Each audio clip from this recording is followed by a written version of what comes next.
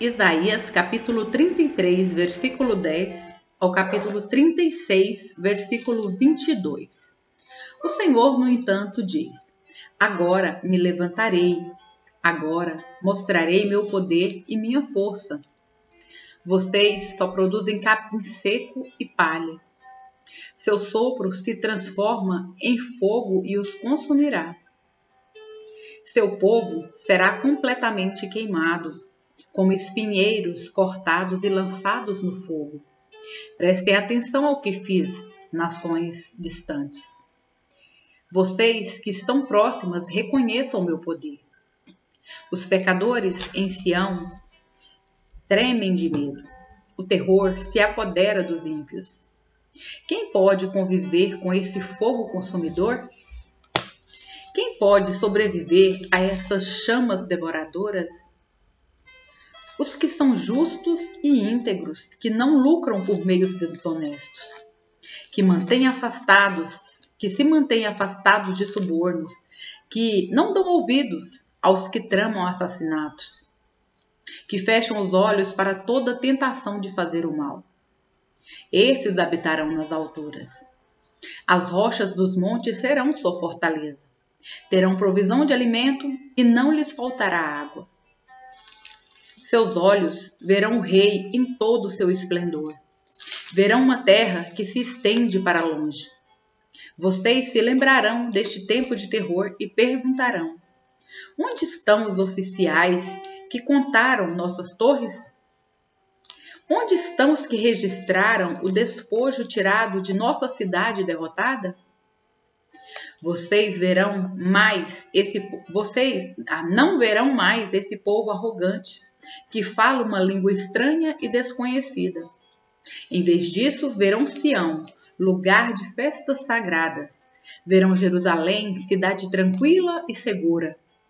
Será como uma tenda com as cordas bem esticadas, as estacas firmemente escravadas no chão. O Senhor será nosso poderoso. Será como um largo rio de proteção, que nenhum adversário consegue atravessar e que nenhuma embarcação inimiga consegue navegar. Pois o Senhor é nosso juiz, nosso comandante e nosso rei. Ele nos livrará. As velas dos inimigos pendem soltas de mastros quebrados, presas com cordas inúteis. Seu tesouro será repartido com o povo de Israel. Até mesmo os deficientes físicos receberão sua parte. O povo já não dirá: estamos doentes e indefesos, pois o Senhor perdoará seus pecados. Venham e escutem, nações da terra, o mundo e tudo que nele há, ouçam minhas palavras. Pois é grande a ira do Senhor com as nações. Está furioso com todos os seus exércitos. Ele as destruirá por completo. Ele as condenará à matança. Seus mortos não serão sepultados. O fedor de seus cadáveres encherá a terra, e o sangue escorrerá pelos montes. Os céus lá no alto se dissolverão e desaparecerão como pergaminho enrolado. As estrelas cairão do céu como folhas secas da videira, como figos murchos da figueira. E quando minha espada tiver terminado o seu trabalho nos céus, cairá sobre Edom, a nação que condenei à destruição. A espada do Senhor está banhada em sangue e coberta de gordura, de sangue de cordeiros e bodes, de gordura de carneiros. Sim, o Senhor oferecerá um sacrifício na cidade de Bosra. Fará grande matança em Edom. Até homens fortes como bois morrerão, tanto os mais jovens quanto os mais velhos. A terra ficará ensopada de sangue e o solo cheio de gordura. Pois é o dia da vingança do Senhor, e ano em que retribuirá a Edom por tudo o que fez a Israel. Os riachos de Edom se encherão de piche ardente, e a terra ficará coberta de fogo e enxofre. Esse julgamento sobre Edom jamais terá fim. Sua fumaça subirá para sempre, e a terra ficará deserta de geração em geração. Ninguém voltará a habitar nela. Ali viverão a coruja do deserto e o mocho, o corujão e o corvo. Pois Deus medirá aquela terra com cuidado. Ele a medirá para o caos e para a destruição. Ela se chamará terra do nada, e logo seus nobres desaparecerão. Espinhos invadirão seus palácios, urtigas e cardos crescerão em suas fortalezas. As ruínas serão moradas de chacais e habitação de corujas. Animais do deserto se misturarão ali com hienas. Bodes selvagens berrarão uns para os outros entre as ruínas. Criaturas da noite irão até lá para descansar. Ali a coruja fará seu ninho e porá seus ovos. Chocará os filhotinhos e os cobrirá com suas asas. Os abutres também irão para lá, cada um com seu par. Procurem no livro do Senhor e vejam o que ele fará. Não faltará nenhum desses animais, nenhum deles ficará sem par, pois o Senhor assim prometeu. Seu espírito fará tudo se realizar. Ele lançou sorte e dividiu a terra, e a entregou a essas criaturas como propriedade. Elas a possuirão para sempre, de geração em geração. As regiões desabitadas e o deserto exultarão.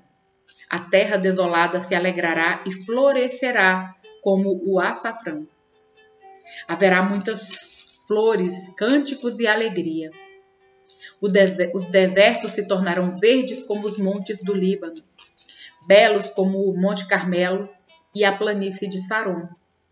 Ali o Senhor mostrará sua glória, o esplendor do nosso Deus. Fortaleçam os de mãos cansadas, apoiem-os de joelhos fracos. Digam aos de coração temeroso, sejam fortes e não temam, pois seu Deus vem para vingar-se de seus inimigos. Ele vem para salvá-los. Quando ele vier, abrirá os olhos dos cegos e os ouvidos dos surdos. Os aleijados pularão como o cervo, e os mudos cantarão de alegria. Fontes brotarão no deserto, e rios correrão na região desolada. O solo ressecado se tornará um açude, e a terra sedenta, mananciais de água.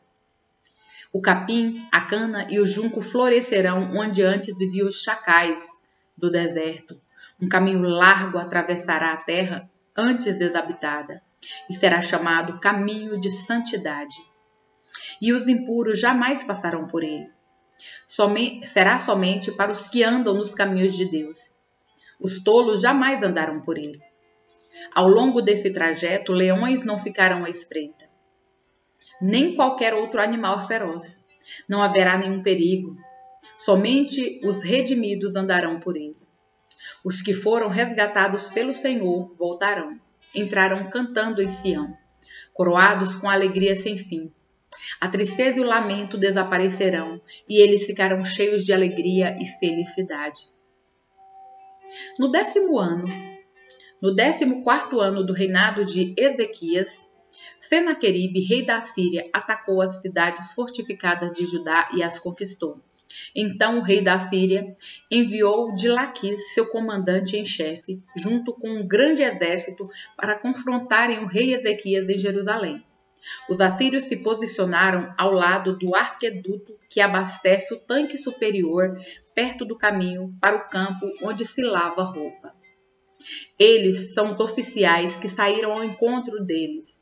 Estes são os oficiais que saíram ao encontro deles. Eliaquim, filho de Ilquias, o administrador do palácio, Sebna, o secretário da corte, e Joá, filho de Asaf, o historiador do reino. O porta-voz do rei assírio mandou que transmitissem esta mensagem a Ezequias. Assim diz o grande rei da Assíria: em que você confia, que lhe dá tanta segurança? Pensa que meras palavras podem substituir experiência e força militar? Com quem você conta para se rebelar contra mim? Com o Egito? Se você se apoiar no Egito, ele será como um junco que se quebra sob seu peso. e perfura sua mão. O faraó, rei do Egito, não é digno de nenhuma confiança. Talvez vocês digam, confiamos no Senhor nosso Deus. Mas não foi a ele que Ezequias insultou? Ezequias não destruiu os santuários e altares dele e obrigou todos em Judá e Jerusalém a adorarem somente no altar em Jerusalém? Vou lhes dizer uma coisa. Façam um acordo com meu senhor, o rei da Síria. Eu lhes darei 2.000 cavalos, se forem capazes de encontrar homens em número suficiente para montá-los. Com seu exército minúsculo, como podem pensar em desafiar até o contingente mais fraco do exército de meu senhor? Mesmo com a ajuda dos carros e dos cavaleiros do Egito? Além disso, imaginam que invadimos sua terra sem a direção do Senhor? Foi o próprio Senhor que nos disse: ataque essa terra e destruam-na. Então, Eliaquim, Sebna e Joá disseram ao porta-voz: por favor, fale conosco em aramaico, pois entendemos bem essa língua. Não fale em hebraico, pois o povo sobre o muro o ouvirá. O porta-voz, no entanto, respondeu: vocês pensam que meu senhor enviou essa mensagem apenas para você e seu senhor? Ele quer que todo o povo a ouça, pois quando cercarmos essa cidade, eles sofrerão junto com vocês. Ficarão tão famintos e sedentos que comerão as próprias fezes e beberão a própria urina. Então o porta-voz se levantou e gritou em hebraico: ouçam essa mensagem do grande rei da Síria. Assim diz o rei: não deixem que Ezequias os engane. Ele jamais será capaz de livrá-los. Não deixe que ele os convença a confiar no Senhor, dizendo: certamente o Senhor nos livrará. Esta cidade jamais cairá nas mãos do rei da Síria. Não deem ouvidos a Ezequias. Essas são as condições que o rei da Síria oferece. Façam as pazes comigo, abram as portas e saiam. Então cada um de vocês continuará a comer de sua própria videira e de sua própria figueira, e a beber de seu próprio poço. Depois providenciarei que sejam levados a outra terra como esta, uma terra com cereais e vinho novo, com pão e vinhedos. Não deixem Ezequias enganá-los, dizendo: o Senhor nos livrará. Acaso os deuses de alguma outra nação livraram seu povo do rei da Síria? O que aconteceu aos deuses de Amate e de Arpade? E quanto aos deuses de Sepharvaim? Acaso algum deus livrou Samaria de meu poder? Qual dos deuses de qualquer nação foi capaz de livrar seu povo de meu poder? O que os faz pensar que o Senhor pode livrar Jerusalém de minhas mãos? Mas o povo permaneceu em silêncio e não disse uma palavra sequer, pois Ezequias havia ordenado: não lhe respondam. Então, Eliaquim, filho de Hilquias, administrador do palácio, Sebna, secretário da corte, e Joá, filho de Asaf, historiador do reino, voltaram a Ezequias. Rasgaram suas roupas e foram contar ao rei o que o porta-voz tinha dito. Gálatas, capítulo 5, versículos 13 ao 26. Porque vocês, irmãos, foram chamados para viver em liberdade. Não a usem, porém, para satisfazer sua natureza humana. Ao contrário, usem-na para servir uns aos outros em amor. Pois toda a lei pode ser resumida neste único mandamento: ame o seu próximo como a si mesmo. Mas, se vocês estão sempre mordendo e devorando uns aos outros, tenham cuidado, pois correm o risco de se destruírem. Por isso digo, deixem que o Espírito guie sua vida. Assim, não satisfarão os anseios de sua natureza humana. A natureza humana deseja fazer exatamente o oposto que o Espírito quer, e o Espírito nos impele na direção contrária àquela desejada pela natureza humana. Essas duas forças se confrontam o tempo todo, de modo que vocês não têm liberdade de pôr em prática o que intentam fazer. Quando, porém, são guiados pelo Espírito, não estão debaixo da lei. Quando seguem os desejos da natureza humana, os resultados são extremamente claros: imoralidade sexual, impureza, sensualidade, idolatria, feitiçaria, hostilidade, discórdias, ciúmes, acessos de raiva, ambições egoístas, dissensões, divisões, invejas, bebedeiras, festanças desregradas e outros pecados semelhantes. Repito o que disse antes: quem pratica essas coisas não herdará o reino de Deus.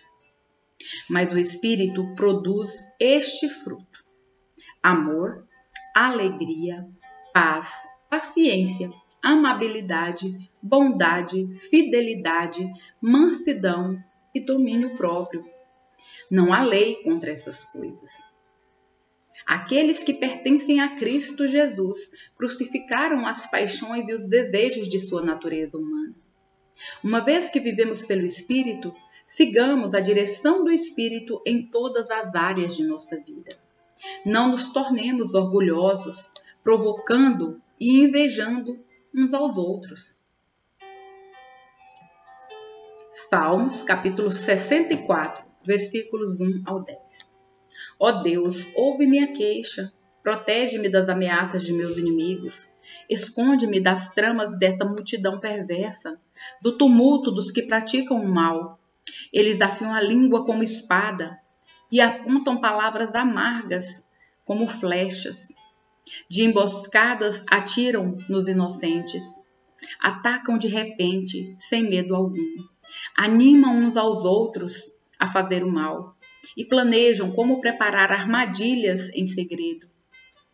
Quem nos verá? Perguntam enquanto tramam seus crimes. Dizem: criamos o plano perfeito. Sim, o coração e a mente do ser humano são astutos. Deus, porém, os atingirá com suas flechas e repentinamente os derrubará. A própria língua os levará à ruína. E todos que os virem balançarão a cabeça em desprezo. Quando isso acontecer, todos temerão, proclamarão as obras de Deus e entenderão o que ele faz.